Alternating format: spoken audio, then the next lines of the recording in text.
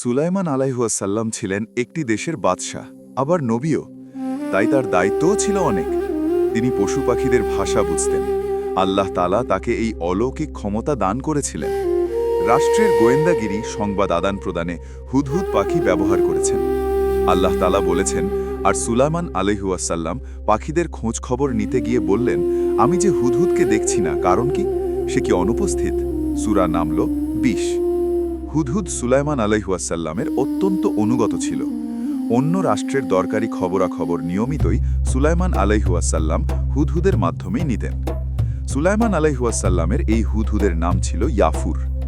একদিন হুদহুদ বলল, বাদশা নামদার, খোঁজ নিয়ে জানলাম ইয়েমেন দেশটি চালান একজন নারী, কিন্তু তিনি অগ্নিপূজক। নাম তার বিলকিস বিনতে সারাহিল। সুলাইমান আলাইহুয়াসাল্লাম খানিক ভেবে একটি চিঠি লিখলেন রানী বিলকিসের কাছে। তাতে লিখলেন, গোমরাহির পথ ছেড়ে দাও, সত্যের পথে ফিরে এসো, অগ্নিপূজা বন্ধ করো, আল্লাহের কৃতজ্ঞতা আদায় করো, তার ইবাদত করো, সময় থাকতে আমার অধীনতা স্বীকার করো। হুদহুদ ঠোঁটে করে এই চিঠি বয়ে নিয়ে পৌঁছে গেল রানী বিলকিসের প্রাসাদে। জানালা দিয়ে ফুরুত করে ঢুকে পড়ল রানীর ঘরে। ঘুমন্ত রানীর বিছানার পাশে চিঠিটি রেখে চলে আসলো। এত সৈন্যের কঠোর প্রহরা ভেদ করে কে রেখে গেল এই চিঠি, কেউ বলতে পারল না। রানী চিন্তায় পড়ে গেলেন। অনেক ভেবেচিন্তে সুলাইমান আলাইহুয়াসাল্লামকে সন্দেহ করলেন, কারণ সুলাইমান আলাইহুয়াসাল্লাম ক্ষমতা সম্পর্কে তিনি হয়তো জানতেন। তাই সুলাইমান আলাইহুয়াসাল্লামকে বশে আনতে দামি দামি উপঢৌকন দিয়ে দূত পাঠালেন। সুলাইমান আলাইহুয়াসাল্লাম আল্লাহর নবী, তিনাকে অত সহজে কেউ বশ করতে পারবে না। পরিষ্কার জানিয়ে দিলেন, রানী বিলকিস কি এসব উপঢৌকন দিয়ে আমাকে খুশি করতে চায়? আমি সম্পদের কাঙাল নই। তোমাদের রানী এখনও অগ্নিপূজা ছাড়েনি, তাকে গিয়ে যুদ্ধের জন্য প্রস্তুত হতে বলো। খবর পেয়ে রানী রওনা হলে নবী সুলাইমান আলাইহুয়াসাল্লামের দরবারে। রানী কখন আসছেন, কিভাবে আসছেন, এসব হুদহুদ আগেই জানিয়ে দিল সুলাইমান আলাইহুয়াসাল্লামকে।